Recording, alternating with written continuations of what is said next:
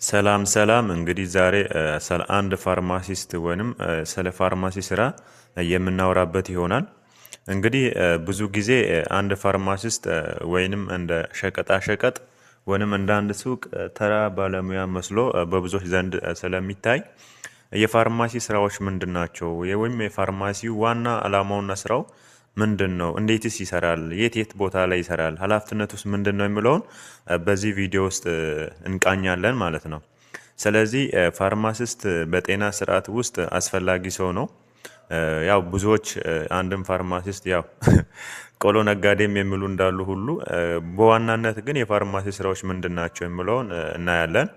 እንግዲህ አርኤክስ ቲዩብ የተለያዩ የጤና መረጃዎችንና ኢንፎርሜሽኖችን የሚያጋራ ቻናል ስለሆነ ቻናሉን እንግዲህ ቪዲዮዎቻችን እናንተ ጋር እንዲደርሱ ላይክ፣ ሼር፣ ሳብስክራይብ እያደረጋችሁ እንግዲህ የቤቱ አባል መሆን ትችላላችሁ።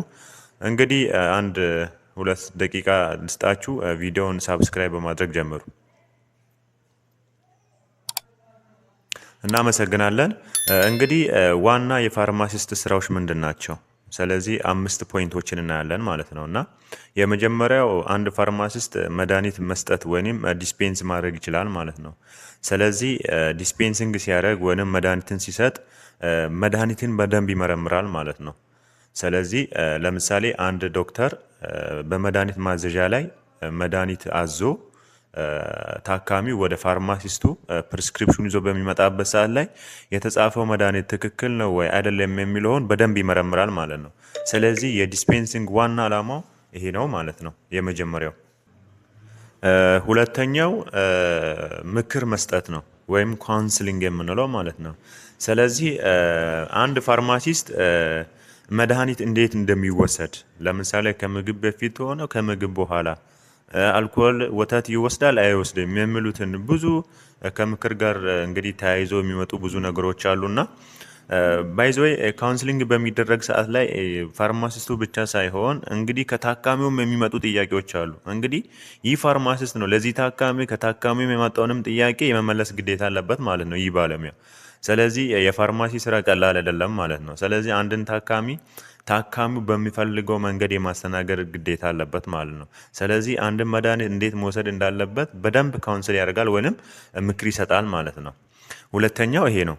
ሶስተኛው ደግሞ መድኃኒት ማዘጋጀት እንግዲህ ኮምፓውንዲንግ ተብሎ ይጠራል በሳይንሱ። ይሄ መድኃኒት ማዘጋጀት ማለት ምን ማለት ነው? የፋርማሲ ባለሙያ ወይንም ፋርማሲስት የምንለው ባለሙያ መድኃኒት መቀመም ይችላል ማለት ነው። ስለዚህ ይሄ በማኑፋክቸር ወይንም በፋብሪካ ደረጃ የመጣው መድኃኒት በፋርማሲ ዙሪያ ከሌለ ይህ ባለሙያ መድኃኒት ማዘጋጃ ቦታ ወይም ኮምፓውንዲንግ ኤሪያ ካለ መድኃኒት መቀመም ይችላል ማለት ነው። ስለዚህ ቀላል ሰው አይደለም። እንግዲህ አንዳንዶቻችሁ ማለት ነው ብዙ ጊዜ የፋርማሲ ባለሙያ ቆሎ ነጋዴ ምናምን ብላችሁ የምትሳለቁ ሰዎች እዚህ ቦታ ላይ ጥንቃቄ ልታደርጉ ይገባል ማለት ነው። ለምን? ይህ ፋርማሲ ባለሙያ መድኃኒት መቀመም ይችላል ማለት ነው። መድኃኒት ማዘጋጀት ይችላል፣ ኮምፓውንዲንግ መስራት ይችላል ማለት ነው። ስለዚህ ሶስተኛው የዋና የፋርማሲስት ስራዎች ውስጥ አንዱ መድኃኒትን ማዘጋጀት ነው። በአራተኛ ደረጃ ደግሞ መድኃኒት ማስተዳደር፣ ይሄ ወይም ኢንቨንተሪ ብለን የምንጠራው ማለት ነው። ስለዚህ አንድ መድኃኒት በመድኃኒት ሸልፍ ኤሪያዎች ውስጥ ወይንም በመድኃኒት መቀመጫ ቦታዎች ውስጥ ሲኖሩ እንዴት ነው መድኃኒት እየወጣ ያለው፣ እንዴትስ ነው መድኃኒት እየገባ ያለውን መድኃኒትን መቆጣጠር ይችላል ማለት ነው። አምስተኛው የጤና እንክብካቤ አካል መሆን ይችላል። እንግዲህ ማለት ምን ማለት ነው? ብዙ ጊዜ ይህ ፋርማሲስት ከሌሎች ባለሙያዎች ጋር አጋር በመሆን ኮላብሬት በመሆን ገብቷችኋላ። ከዶክተር ጋር ሊሆን ይችላል፣ ከነርስ ጋር ሊሆን ይችላል፣ ከሜድዋይፈሪ ጋር ሊሆን ይችላል፣ ከኤችአይቲ ባለሙያ ጋር ሊሆን ይችላል። በቅንጅት መስራት ይችላል ማለት ነው።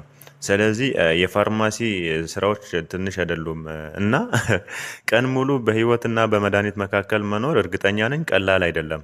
ምክንያቱም ይህ ባለሙያ አንድን መድኃኒት እንዴት ነው ትክክለኛ ዶዝ ነው እየወሰደ ያለው ትክክለኛ መጠን ነው የተጻፈለት ብሎ ለታካሚ የሚጨነቅ የጤና ባለሙያ ነው ማለት ነው።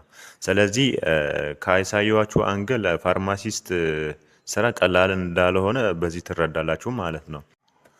ሌላው ደግሞ የፋርማሲ ባለሙያ የት መስራት ይችላል የሚለውን ነው የምናየው። እንግዲህ አንድ ፋርማሲስት በፋርማሲ ሙያ የት ቦታዎች ላይ መስራት ይችላል? በመጀመሪያ ደረጃ ሆስፒታል መስራት ይችላል። በሁለተኛ ደረጃ ፋርማሲ ወይንም ድራግ ስቶር ብለን የምንጠራበት ቦታ ላይ መስራት ይችላል ማለት ነው። በሶስተኛ ደረጃ ደግሞ ፋብሪካ ውስጥ መድኃኒት መስራት ወይንም መድኃኒት መቀመም በተለያዩ ዘርፎች ብቻ ሊሆን ይችላል እና ፋብሪካ ውስጥ መስራት ይችላል ማለት ነው። በአራተኛ ደረጃ ላይ ምርምር ቦታ ላይ ወይንም ሪሰርች ቦታ ላይ ፋርማሲስት በሙያው መስራት ይችላል ማለት ነው። ስለዚህ የአንድ ፋርማሲስት ኦፖርቹኒቲ ትንሽ አይደለም ማለት ነው። ስለዚህ እድሉ ሰፊ ነው ማለት ነው። ስለዚህ እዚህ ጋር ማሳሰቢያ ማወቅ ያለብን ነገር ፋርማሲስት ስራ ትክክልነት ይፈልጋል ማለት ነው። ገብታችኋል? አንድ ፋርማሲስት ለመሆን ትክክለኛ የሆነ የመድኃኒት ዶዝ የመድኃኒት ስትሬንግዞችን የማወቅ ግዴታም አለበት። ከዛም ባሻገር ደግሞ ትክክለኛ መድኃኒት ለትክክለኛው ታካሚ የመስጠት ኃላፊነት አለበት ማለት ነው። ስለዚህ ጥንቃቄ ይፈልጋል ማለት ነው። ትንሽ ስህተት እንኳን ታካሚ ላይ ከባድ ተጽዕኖ ሊያመጣ ይችላል። ስለዚህ የፋርማሲ ስራ ትንሽ አይደለም፣ በጣም የፋርማሲ ሮል ትልቅ ነው። በዚህ ልክ እንድትገነዘቡ ነው ይህን ቪዲዮ የሰራሁት። እንግዲህ ቤቱን በድጋሚ ሳብስክራይብ አድርጉና ቤተሰብ ሁኑ። RX2 የተለያዩ የጤና መረጃዎችን ያመጣል። እንግዲህ እንዲሰራላችሁ የምትፈልጉ ካላችሁ፣ ተማሪዎች ካላችሁ በኮመንት ሴክሽን ላይ አስቀምጡልኝ። ይመቻችሁ።